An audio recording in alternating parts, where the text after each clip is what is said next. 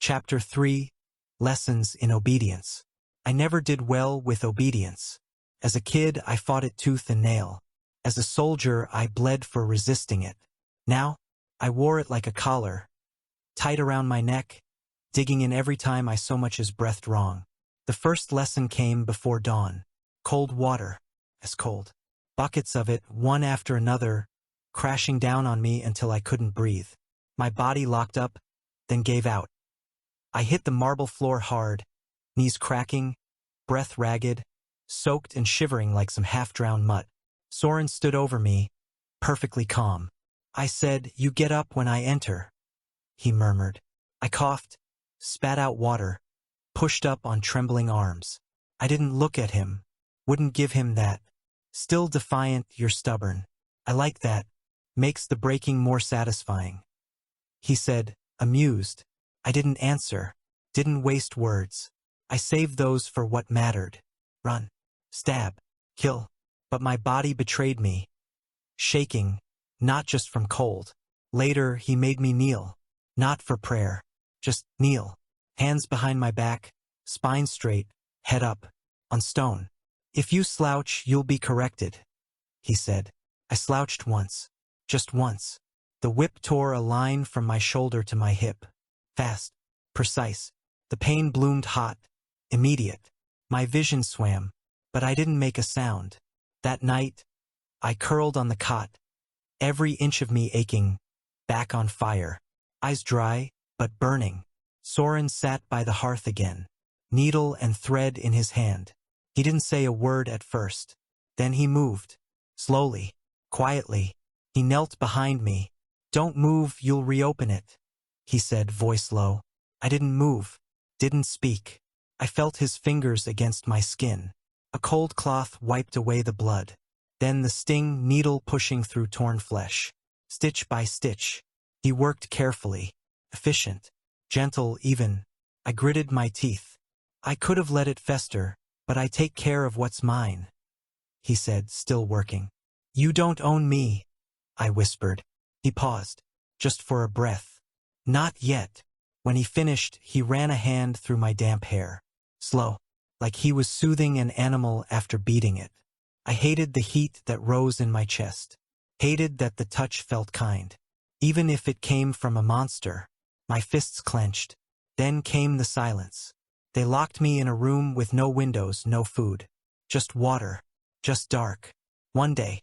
Then two. By the third, I started talking to Rowan's ghost. "Rowan, I'm sorry," I whispered, forehead pressed to the wall.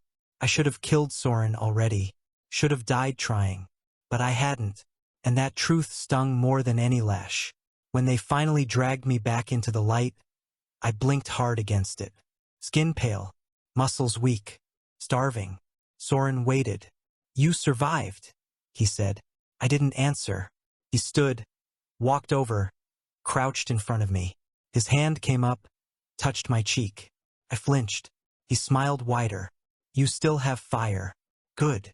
Then he leaned in, not to kiss me, not to taunt, just a brush of his lips against my temple.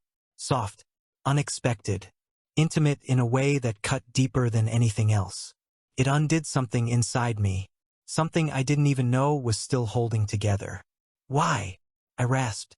He pulled back, his face unreadable. "Because sometimes, kindness is the cruelest weapon," he said. Then he left. I stayed there on the floor, shaking.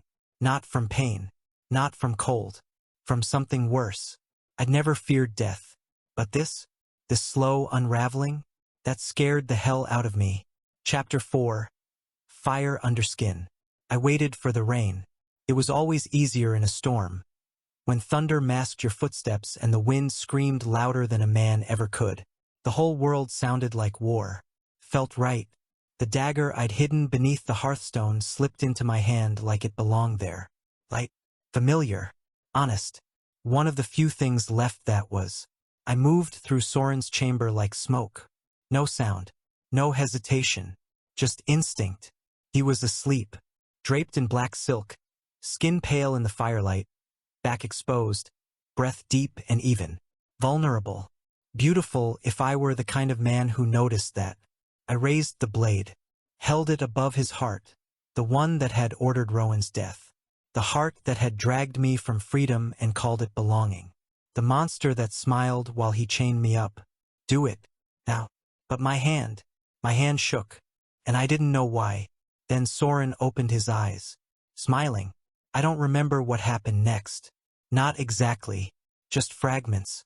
The crunch of my wrist hitting the floor, the dagger clattering across the stone, my back slamming into the wall, and his voice, calm, cold, like a teacher scolding a child. You're still so predictable, Kale. I fought him, teeth bared. Do it. Kill me. His hand closed around my throat. Not hard, not yet. Just enough to remind me I had no power here. Not over him. Not over myself. Kill you? Is that what you think this is? He said, almost amused. Then he leaned in, breath warm against my ear. No, Kale. This is discipline. They chained me to a post in the center of the room. No shirt. No warmth. Just stone beneath my knees and iron tearing into my wrists.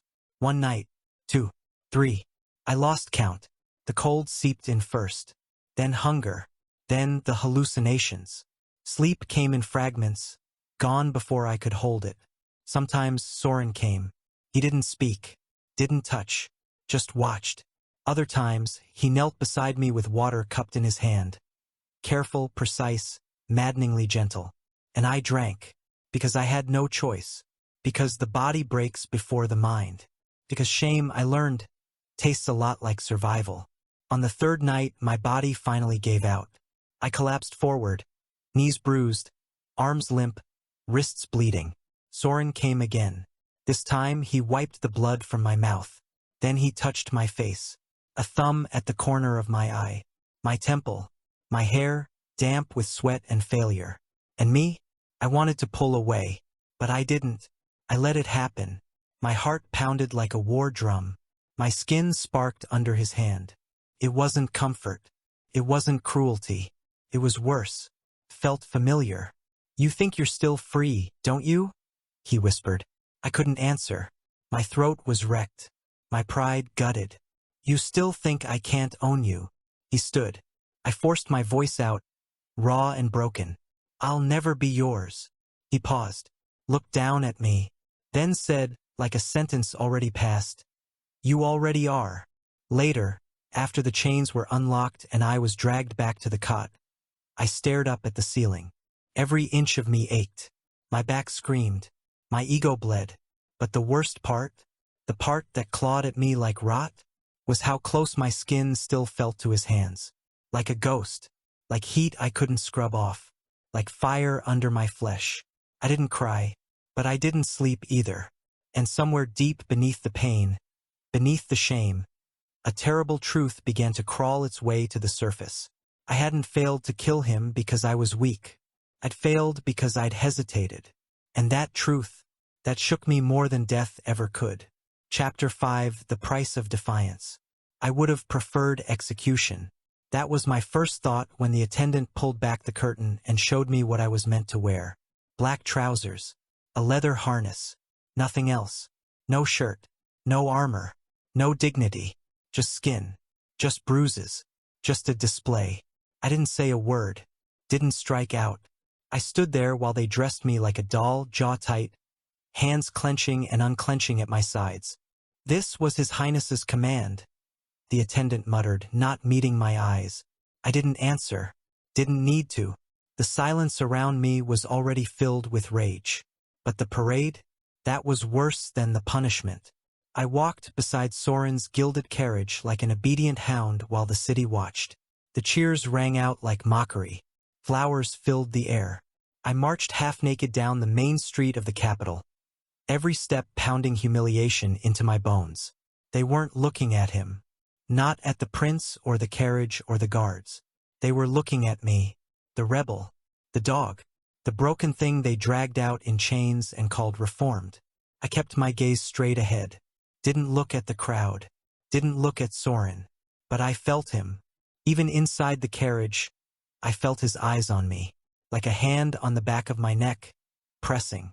At the gates of the palace, the carriage stopped. I dropped to one knee. just like I'd been told. The crowd hushed. Soren stepped down slowly, wrapped in blood-red silk like he was stepping out of some storybook.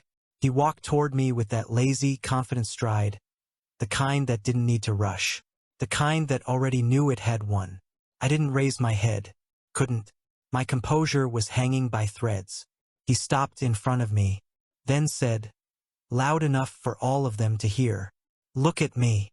I hesitated, but I did it. I lifted my head. Our eyes locked. He didn't smile like a tyrant this time. He smiled like something worse. Possession. "This one is mine," he told the nobles gathered around. Murmurs followed. Disgust, curiosity, fascination. They always came when something beautiful and violent was on display. I wanted to spit at his boots, but I didn't. Not here. Not with hundreds watching. Soren leaned in and whispered, "Bite your tongue, rebel, or I'll have it cut out." Then, with a slow, deliberate motion, he brushed his fingers under my chin, lifting my face higher, displaying me. I didn't flinch. I made myself stone, but inside something screamed. When we returned, I tore the harness off and threw it into the fire. Watched it burn. The black leather curled and melted. My back still ached from the last punishment. My knees throbbed from kneeling on the stone. But none of it compared to what was crawling under my skin now. Soren entered without knocking. "Of course. You made a pretty ornament today," he said smoothly. I didn't turn around. "Is that how you break things? Parade them until they crack." He stepped closer. "You're not broken yet. Then try harder." Silence. Then movement. Fast. He shoved me back against the wall, hand on my jaw. Not rough. Not cruel. Controlled. Cold. "Do you think I do this for fun? You think I parade you because I enjoy it?" He hissed. I shoved back. "Then what the hell is it, Soren?" For once, he didn't have an answer. We stood there, breathing hard, barely inches apart. Then his grip changed, slid from my jaw to my neck to my shoulder.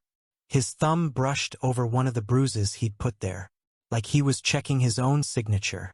"Tell me, why haven't you tried again?" he asked. I froze. His eyes searched mine. Not mocking, not angry, just searching. "You want me dead. You had your chance. Why didn't you take it?" I didn't know, and I hated that I didn't know. The weight of it pressed down on my ribs like guilt with teeth. "You think this is about loyalty? It's survival," I muttered. "No," he said. "It's something else."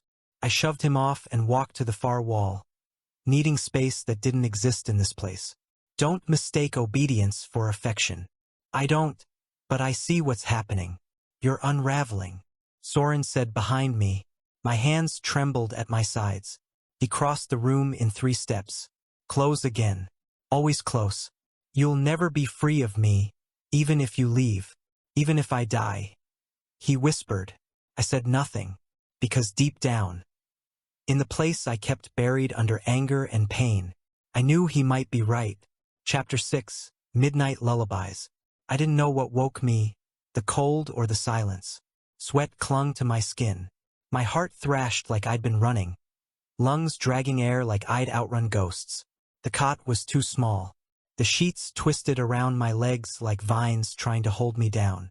My chest heaved like I was back in the snow, stumbling through blood, like I was watching Rowan die again.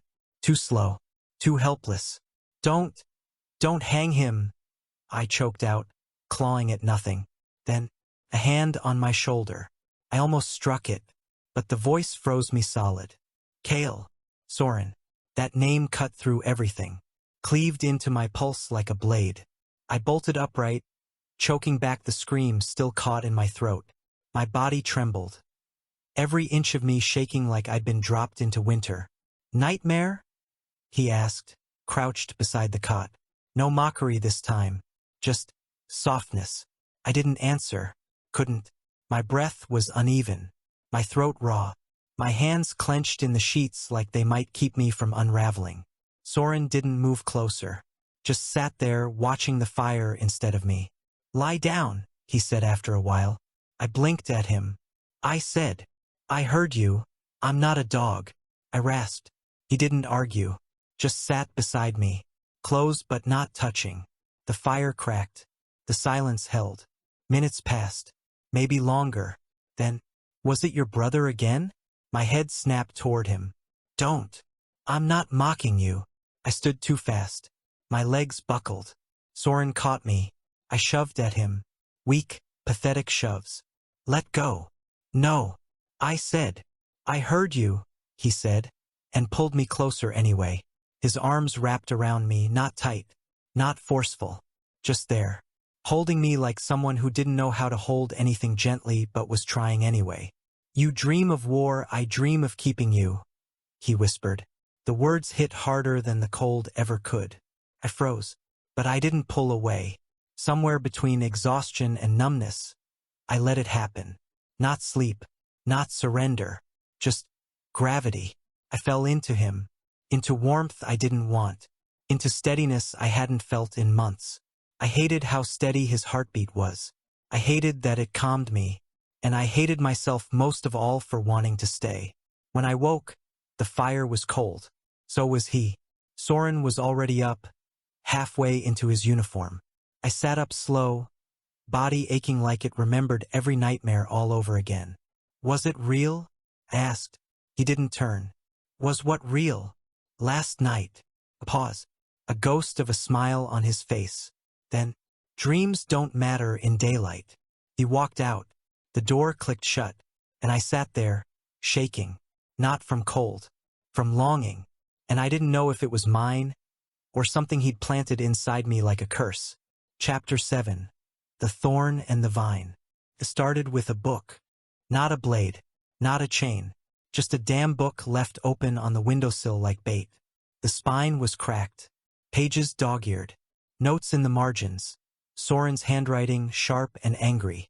I wasn't supposed to touch it, but I did. It was philosophy. Old. Dense. The kind of thing tyrants read to justify control. Or maybe to understand why they couldn't stop needing it. I skimmed a few pages, then saw the notes. They obey because they fear. But fear does not mean loyalty. Another line, half scratched out. Is pain the only way to stay seen? That one hit like a stone to the chest. I stared at it for too long. And for the first time I wondered, who was he before the cruelty? Later that day it was just the two of us. The guards dismissed. The door locked. Soren sat across from me, wine glass in hand, eyes unreadable. You've been quiet, he said. I didn't respond. Did you read it? I met his gaze. Why leave it out? Because I wanted you to. Why? He didn't answer. Just stood, walked to the window, and leaned against the glass like it could hold the past back. They used to lock me in this room when I was 10, when I cried too loudly, when I asked where my mother went. He said. My jaw tightened. I didn't want to care, but something cracked anyway. I screamed until my throat bled. They told me emotion was weakness. That princes don't need affection, he said, almost smiling. I didn't move, didn't speak, but something inside me shifted. Soren turned to me. They taught me love is a leash, that it's better to hold it than wear it. Is that what I am? Proof you've learned your lesson, I asked. He crossed the room slowly. No, you're the test I keep failing, he said.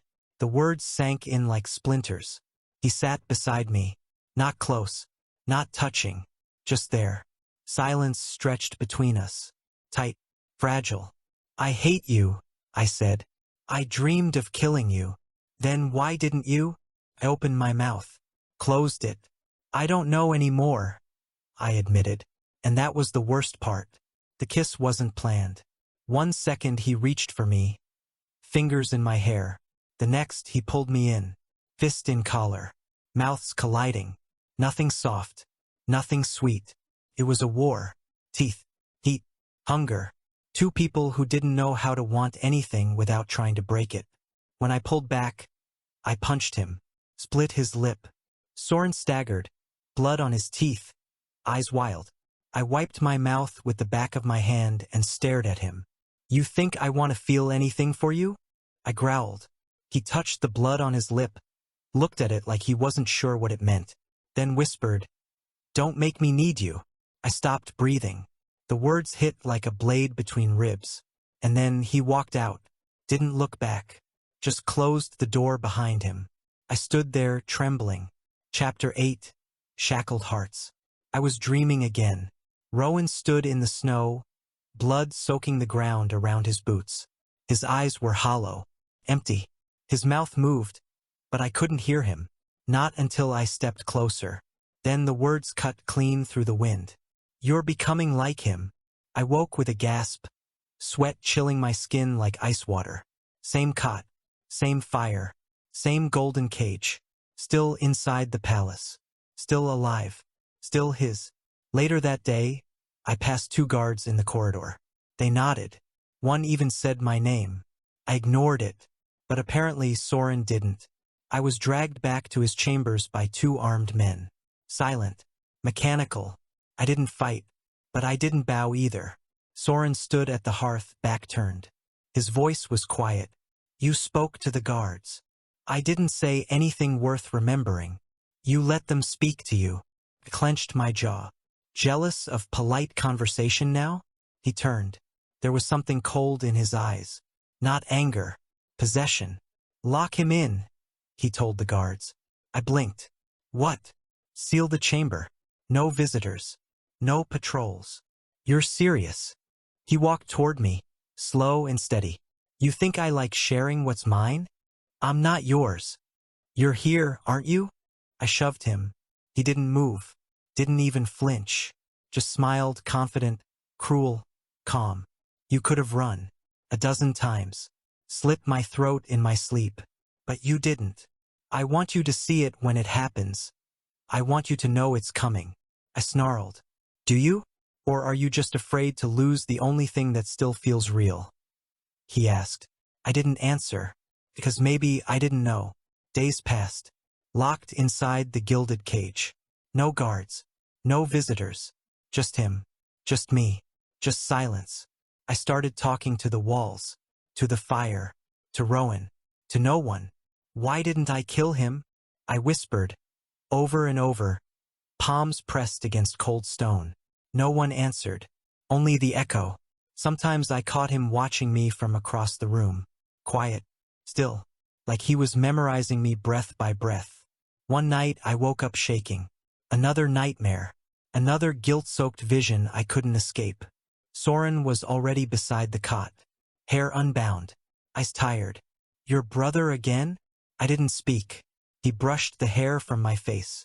I should have flinched. But I didn't. "You dream of the dead. I dream of you leaving," he said quietly. "Don't say shit like that," I snapped. "Why?" "Because you don't mean it." "I do." I stared at him. "You lock me in here like an animal." "Because the thought of someone else touching you makes me sick." I let out a dry laugh. "That's control." He nodded. "Yes."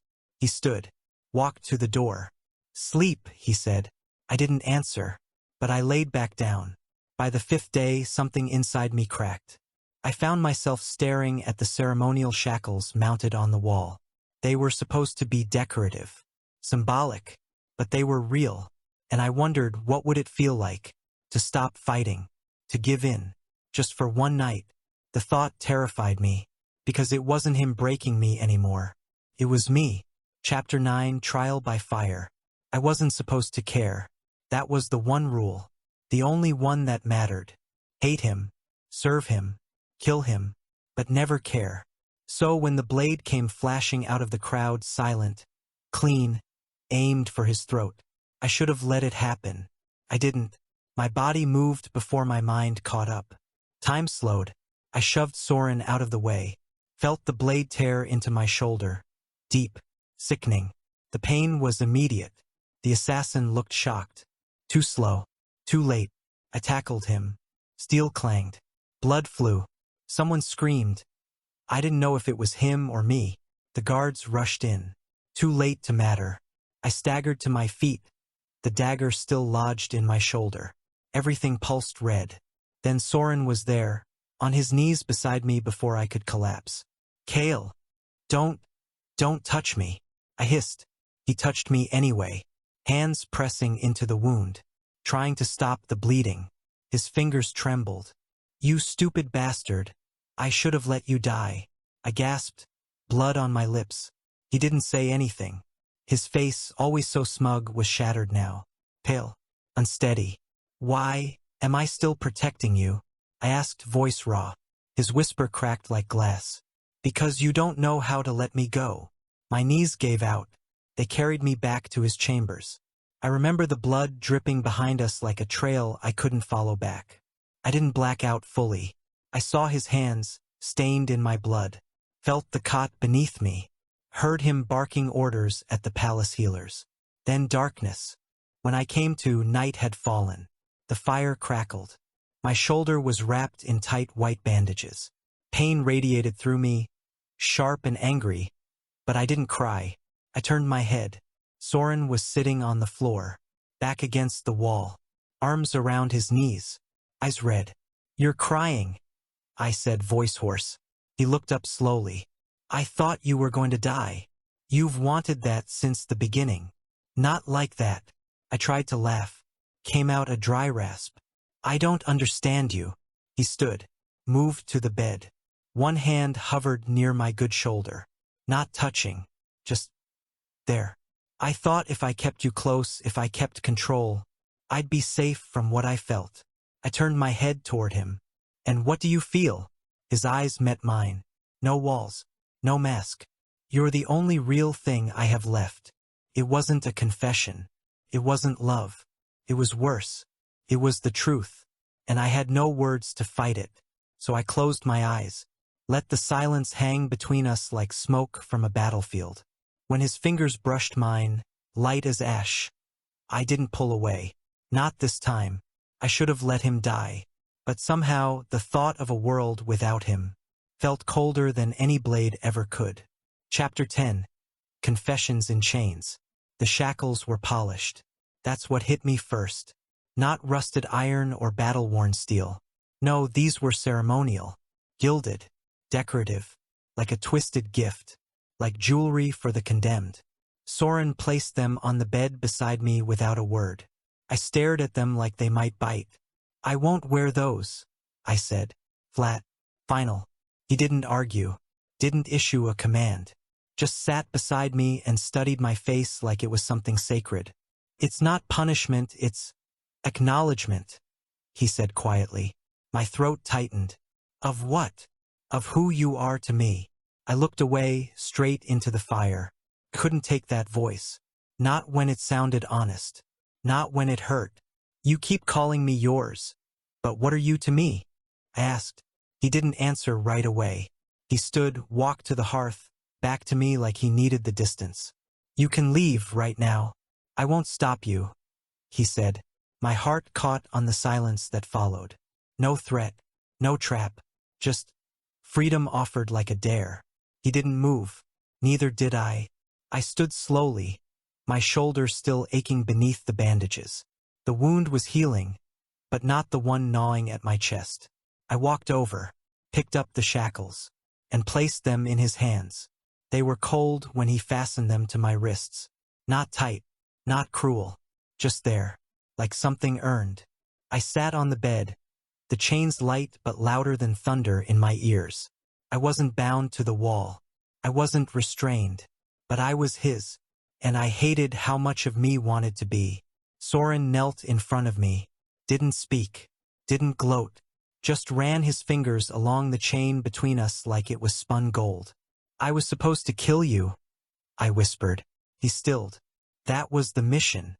I hesitated and I got caught. And now I'm this. I shook the chains, helpless. He didn't speak. Didn't need to. He leaned in and kissed me. Not like before. Not with heat or dominance. It was soft, devastatingly human. A kiss that said, "Please stay." And I kissed him back. God help me, I kissed him back like I meant it. When we finally broke apart, breathless, I rested my forehead against his. "You're all I have left. Don't take that from me," he whispered. My reflections cracked. "I don't know who I am anymore. Not with you," I murmured. "Then let me be the mirror," he said. The fire flickered low. The chains caught the light. I sat there bound, kissed, and shaken to the core. And for the first time in my life, I felt safe. Not free, but safe. Like ruin had a name, and it was Soren. Chapter 11, Torn Flags. The shackles stayed on. Not because Soren made me, because I didn't take them off. That was worse, because that meant it was choice. Quiet. Voluntary.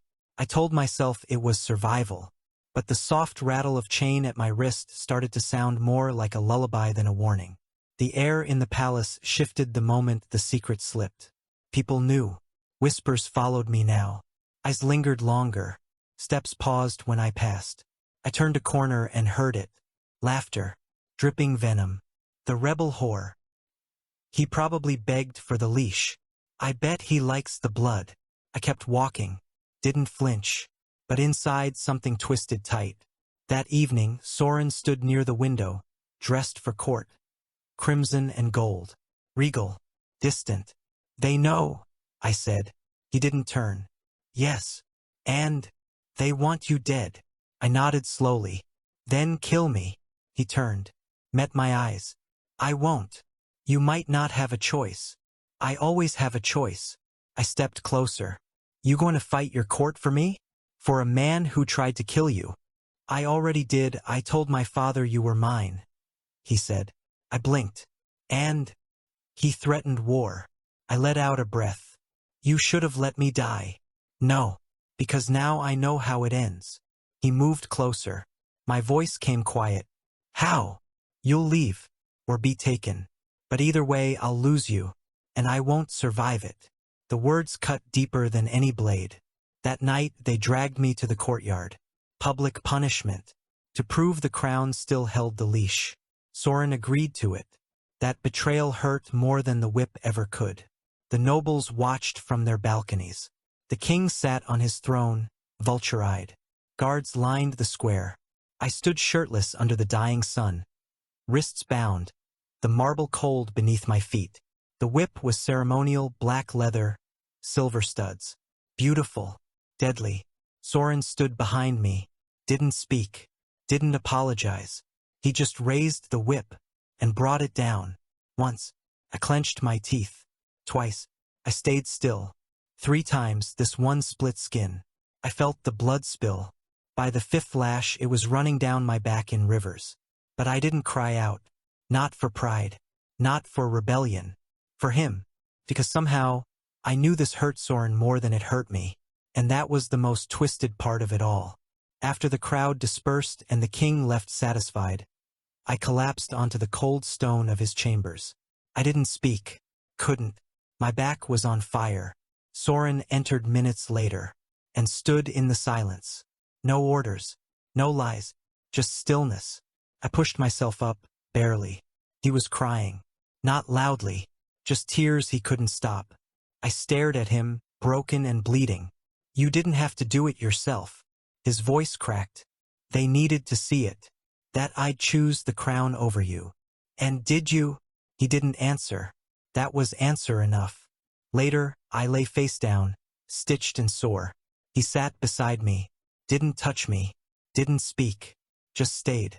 My voice broke the dark. I hate you. I know. I meant it. I know. Pause. I didn't scream.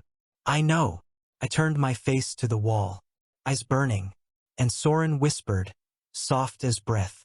I wept where no one could see. Chapter 12. Broken, not beaten. The palace had been whispering for weeks, but today it was screaming. I woke to the sound of steel. Not training blades, not drills, real swords, real screams. I stumbled out of bed, the chill biting into my skin, and saw black smoke curling over the southern walls through the high windows. The sky was bleeding. Rebellion had come. I didn't grab armor. No time. Just threw on my boots, strapped my belt, and ran. The corridor outside was chaos. Servants fleeing. Guards shouting conflicting orders. Blood already smeared on the floor. A noblewoman sobbed against the wall, dress torn. I shoved past them. There was only one place I cared about. I found him in the throne room. Not seated. Not crowned. Standing in the center like the air itself was betraying him. Soren turned as I entered. and for the first time since the night he first touched me, he looked afraid. "Kale, they're inside," he said, breathless. "I know." He held out a sword, my old one. "The blade they took when they captured me months ago. I don't want to die on my knees." I took it, but I couldn't look him in the eyes. The doors slammed open moments later. I knew the man who stepped through. Prince Dareth. The Golden One. The heir apparent. The perfect son with bloody hands and silver smiles. Only now he wore armor. His family crest slashed in half across his chestplate. Sword sheathed. Dozens of soldiers behind him. He walked like someone who already won. "Brother, still playing king?" he said, voice smooth as oil. Soren didn't flinch. "You're late. And you're finished. Lay down your weapon." Dareth nodded once. Soren didn't move. Dareth turned to me. "You. Step aside." I stayed rooted. "Not happening." He blinked.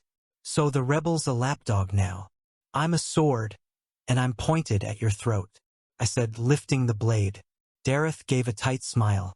"Then I'll cut it off after his." He snapped his fingers. The guards surged forward. We fought. For minutes or hours, I don't know.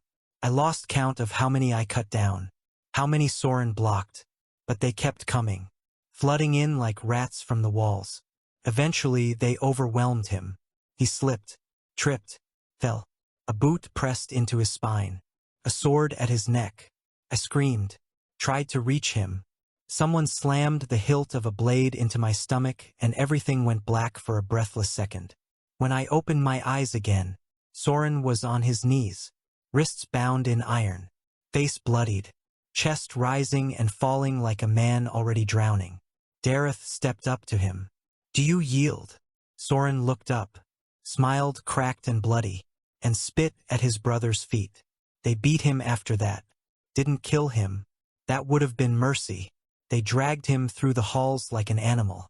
The same halls he once ruled. I saw the way they looked at him now, like he'd never been prince, like he'd never been anything, and I was taken with him.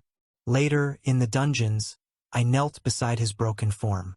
Soren lay against the wall, bruised, lips split, breathing shallow. He didn't open his eyes when he spoke. "I always knew it'd be him," he whispered. "Dareth." He was patient, like rot. I didn't speak, didn't know how. "I wanted to be better for you," he said. My chest tightened. "I didn't ask you to be. But I wanted to. That's worse." His breath hitched. I reached for his hand. And this time he didn't stop me. Above us, the kingdom was changing. Flags burned. Banners fell. The court turned its head. Soren had fallen.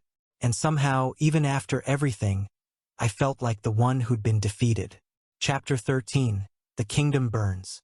It should have ended that night, when the palace walls burned and Soren fell and Dareth raised his new banner high. But war has a way of dragging its tail through the ashes. It doesn't end clean. It lingers. And so did I. They kept Soren in the royal dungeons. No trial. No audience. Just a quiet, rotting cell deep beneath the very throne he used to sit on. No chains between us this time. No guards. Just silence. He looked smaller. Not physically, but everything that made him Soren, the cold confidence, the brutal edge, the iron posture, it was all cracking. He was curled on the stone bench, wrists still cuffed, dried blood flaking at his collar. I knelt beside him. He didn't look at me. "I failed, didn't I?" he said. "We're still here. Worse." I didn't argue, because it was true. 2 days later, they dragged him out. The court assembled like vultures in velvet.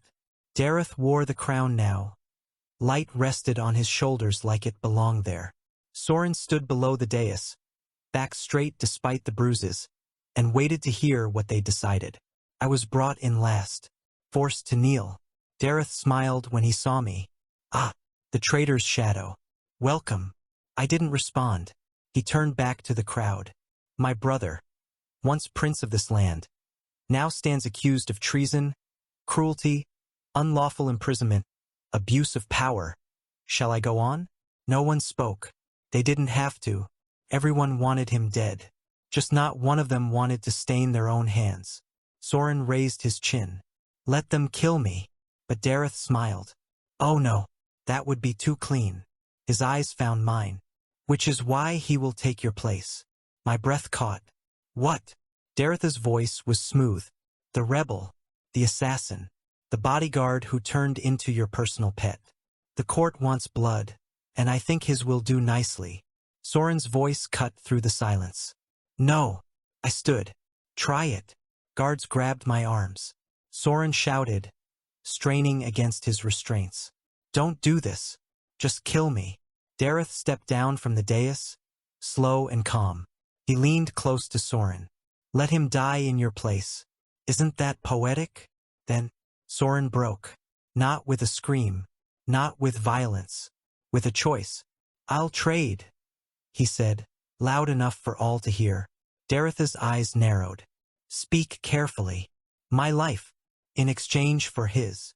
No appeal. No delay. None. The room fell silent. Then Dareth nodded. Done. And just like that, it was over. They chained Soren again. Led him away. He didn't fight. Didn't look back. But just before the doors closed, he turned to me. One last time. Face bloody. Eyes full of something almost soft. He mouthed the words. Live. And then he was gone. I never begged. Not once in that palace.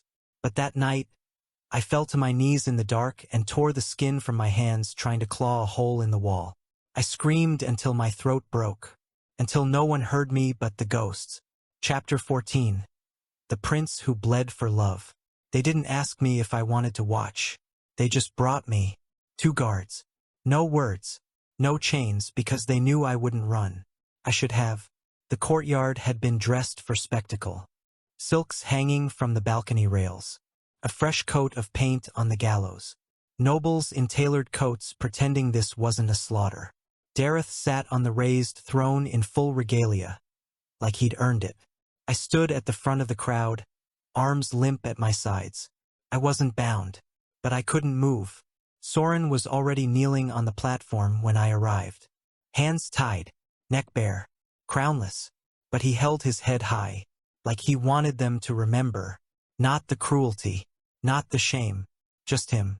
A soldier read the charges aloud. Words like treason, madness, unfit. No mention of sacrifice. No mention of mercy. No mention of me. Then it went quiet. And Dareth, seated above like a god, stood and gave a single nod. The executioner stepped forward. Couldn't breathe. Soren looked at me. Through the crowd. Through the smoke. He found me. And smiled. Not cruel. Not broken. Just tired. Then he spoke. Voice soft. For me. For no one else. You were the only thing I ever prayed for. I opened my mouth. But nothing came out. Not wait. Not don't. Not I love you. Nothing. The blade fell. And the world went silent. I don't remember how long I stood there. Soren's blood soaked the stone in a perfect arc. His body dropped soft and final. And I just stood there, staring. Hollow. That night they let me go. No trial. No cell. Dareth even offered me gold. Telling my freedom was the only thing Soren asked for. I didn't take it. I walked out of the palace barefoot, hands clenched, and never looked back. They buried him in the royal tombs, but I didn't attend. Instead, I went home, or something like it, a cabin, a field, a quiet place where no one knew my name. I worked the land, ate little, spoke less, but some nights, when the wind hit just right, I swore I could still hear his voice, not cruel, not commanding, just there. If there is another life, I hope I find you before the war.